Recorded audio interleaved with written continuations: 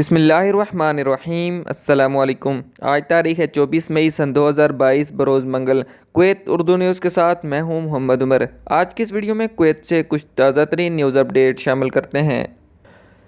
खबर है कि कुवैत में शदीद गर्द आलूद तूफ़ान आने के बाद कुवैत के बैनुल-अक़वामी हवाई अड्डे पर मामूल की फ़िज़ाई आमदरफ़्त बहाल कर दी गई है।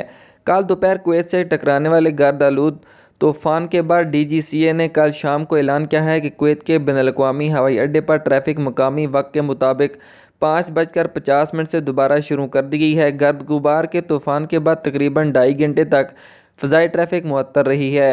DGCA के डिप्टी DG बराए air navigation service affairs Hamad Al Jalawi के मुताबिक आमदरफ़्त और रवानगी का शेड्यूल तब्दील कर दिया गया है। गर्द व गुबार के तूफ़ान ने मुल्क में मौसम को मुतासर किया है, जिसकी वजह से कुछ इलाकों में हद निगाह 500 मीटर से नीचे आ गई थी। साथ ही तेज़ हवाओं की रफ्तार 60 किलोमीटर फ़ी घंटा से ज़्यादा थी। अगली खबर शामिल करते हैं कि कुवैत की काबीना ने पीर को कहा है कि कुवैत अपनी खुराक की हिफाजत को मजबूत बनाते हुए आलमी मंडी में मंकी पॉक्स के फैलाव की निगरानी जारी रखेगा। रूस और यूक्रेन के तनाज़े की वजह से एशियाई खुर्दनोश की कीमतों में इजाफे ने हुकूमत को एक एडाक वजारती कमेटी कायम करने पर मजबूर किया है, जो इस मसले का जायज़ा ले ताकि ग़िज़ाई तहफ़्फ़ुज़ को बढ़ाया जा सके। वजारत सेहत में सेहत आमा के असिस्टेंट अंडर सेक्रेटरी डॉक्टर बुथीना अल मदफ़ ने काबीना को बताया है कि मंकी पॉक्स के फैलाव को रोकने के लिए सख्त इक़दाम किए जा रहे हैं। यह वायरस मगरबी और वस्ती अफ्रीकी ममालिक में ज़्यादा आम है। कुवैत की काबीना ने वोटिंग के 2 दिन बाद बल्दियाती इंतखाब के इनेकाद में शामिल तमाम रियासती अदारों का शुक्रिया अदा करते हुए ये कहा है कि यह अमल आसानी से और मुनज़्ज़म तरीके से तय पाया।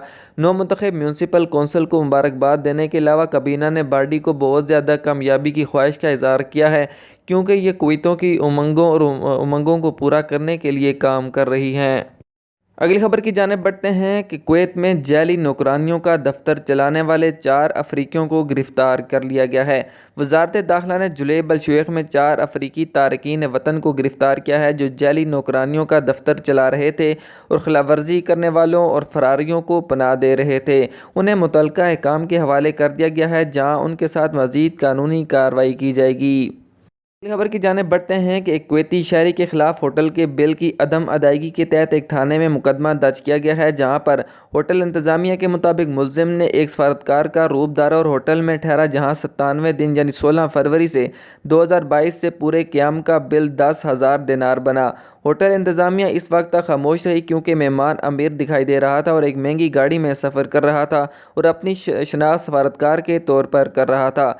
जब उससे रकम मांगी गई तो इसने बताया कि वो फ़िलहाल बिल अदा करने से कासिर है।